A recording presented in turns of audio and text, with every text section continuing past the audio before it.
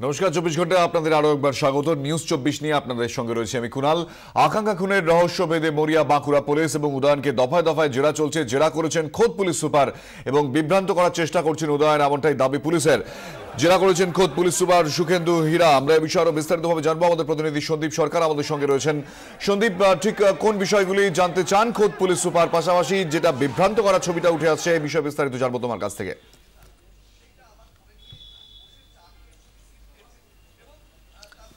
দেখো, উদয়ন অত্যন্ত একজন সুচতুর অপরাধী। এই বিষয়টা কিন্তু তদন্তকারীরা মাথায় রেখেই তাদের জেরা প্রক্রিয়া এগিয়ে নিয়ে যাচ্ছেন, কেননা হাতে সময় খুব কম। এরপর তাকে রায়পুর পুলিশ ট্রানজিট রিমান্ডে রায়পুরে নিয়ে যাবে। এই অল্প সময়ের মধ্যে উদয়নের মতো একজন সুচতুর অপরাধীকে তার তার তার কৃতকর্মের মোটিভটা কি, সেই মোটিভ বোঝাটা কিন্তু তদন্তকারীদের এই সময় অন্যতম মাথা ব্যথার কারণ। সেই মোটিভ বোঝার জন্য কোনো রকম সময় নষ্ট না করে গতকাল আদালত থেকে ফেরার পরই কালকে বিকেল 5:30 নাগাদ তাকে নিয়ে যাওয়া হয় পুলিশ সুপারের অফিসে। সেখানে যে তদন্তকারী দল, যে 5 সদস্যের তদন্তকারী দল, যারা উদয়নের খোঁজে প্রথম ভোপালে গিয়েছিলেন, পরে যারা সেখান থেকে রায়পুরে যান, সেই তদন্তকারী দলের সদস্যরা ছিলেন এবং খোদ পুলিশ সুপার সুখেন্দু হীরা তিনি নিজে উপস্থিত ছিলেন। টানা জেরা হয়, রাত্রি প্রায় 11টা পর্যন্ত তাকে দফায় দফায় জেরা চলে। সেই জেরার প্রক্রিয়া মধ্যে যেটা তদন্তকারীরা বার করতে চাইছেন যে ঠিক কী কারণে সে এই খুনটা করলো, তার মোটিভটাকে এস্টাবলিশ করা। তবে বিভিন্নবার তদন্তকারীদের ডচ করে বেরিয়ে যাওয়ার চেষ্টা উদয়ন কিন্তু চালিয়ে গেছে। কাজেই পুলিশ কর্তারা মনে করছেন যে যে অপরাধ উদয়ন করেছে এবং তার মতো একজন সুচতুর অপরাধী, তাকে বাগে ফেলা এত সহজে সম্ভব নয়। তবে কোনোভাবেই হাল ছাড়তে নারাজ বাঁকুড়া পুলিশ। তাদের এই মুহূর্তে অন্যতম মাথা ব্যথার কারণ হচ্ছে উদয়নের বারবার বয়ান বদল। বিভিন্ন সময় বয়ান বদল করে পুলিশকে ধোঁকা দেওয়ার একটা চেষ্টা কিন্তু উদয়ন চালিয়ে যাচ্ছে, একদম সুকৌশলে, পরিকল্পনা মাফিক। তাকে জেরা করে কিন্তু তদন্তকারীদের একবারের জন্য মনে হয়নি যে কোনো রকম মানসিক বিকার বা কোনো ধরনের অবসাদ বা এই যে ঘটনা সে ঘটিয়েছে তার কৃতকর্মের জন্য কোনো রকম অনুশোচনা তার মধ্যে রয়েছে। বরঞ্চ পুলিশকে বারবার ডচ করতে দেখা গেছে জেরা চলাকালীন, জেরার প্রক্রিয়ার মধ্যে। এমনকি কুণাল, যে তার মধ্যে যে অনুতাপের বিন্দুমাত্র লক্ষণ নেই তা গত কয়েকদিন ধরেই আমরা দেখছি। এমনকি তাকে রাত্রি 11টা পর্যন্ত জেরা করার পর 11:30টার সময় যেখানে আমরা এই মুহূর্তে দাঁড়িয়ে রয়েছি, বাঁকুড়া সদর থানায় আবারও ফেরত নিয়ে আসা হয়।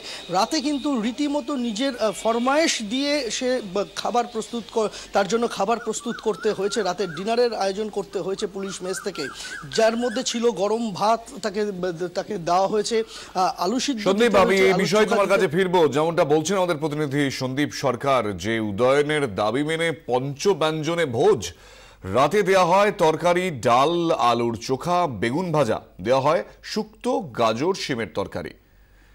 এবং এ বিষয়ে কথা বলবো সন্দীপ, যেমনটা বলছিলেন। সন্দীপ, ঠিক উদয়নের এই যে বায়নাক্কা, সেক্ষেত্রে পুলিশই বা কেন এই বায়নাক্কা রাখছে, এই ক্ষেত্রে কি তার কাছ থেকে বিষয়গুলো জানার ক্ষেত্রেই কি তার বায়নাক্কা রাখা হচ্ছে? পুলিশ কি জানাচ্ছে?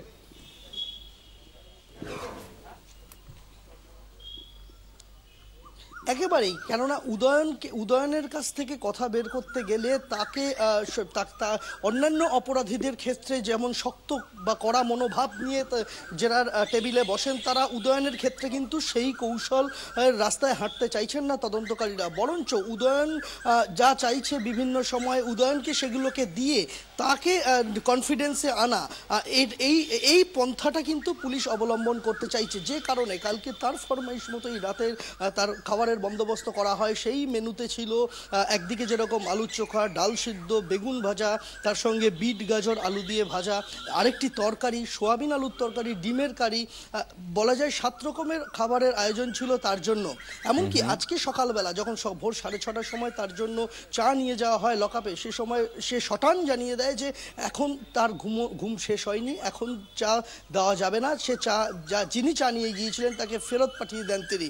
এরপর 8টার সময় ঘুম থেকে উঠে পুলিশ কর্মীদের কাছ থেকে পেস্ট চেয়ে নেন, মাজন চেয়ে নেন উদয়ন, এবং পুলিশ মেস থেকেই তার জন্য মাজনের বন্দোবস্ত করা হয় এবং তারপর 8:30 নাগাদ তার জন্য আবারও লকআপে চা গেছে, চা এবং বিস্কুট পাঠানো হয়েছে।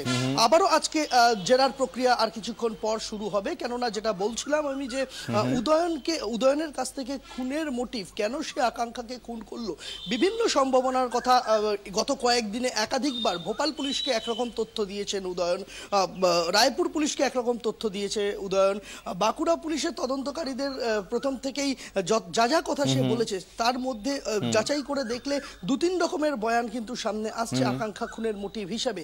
কোনটি সঠিক, সেই সঠিক খুনের কারণটাকে এই মুহূর্তে এস্টাবলিশ করাটাই কিন্তু গুরুত্বপূর্ণ কাজ বাঁকুড়া পুলিশের কাছে, যে কারণে আজকেও দফায় দফায় তাকে জিজ্ঞাসাবাদ করা হবে, জেরার পর্ব চলবে। আদালত 8 দিনের পুলিশ হেফাজত মঞ্জুর করেছে, সে কারণেই কিন্তু এই মুহূর্তে আমরা তার প্রস্তুতি দেখতে পাচ্ছি। আমরা আবারও তোমার কাছে পরবর্তী সময় ফিরবো। সন্দীপ, ধন্যবাদ। সন্দীপ সরকার আমাদের সঙ্গে এই মুহূর্তে।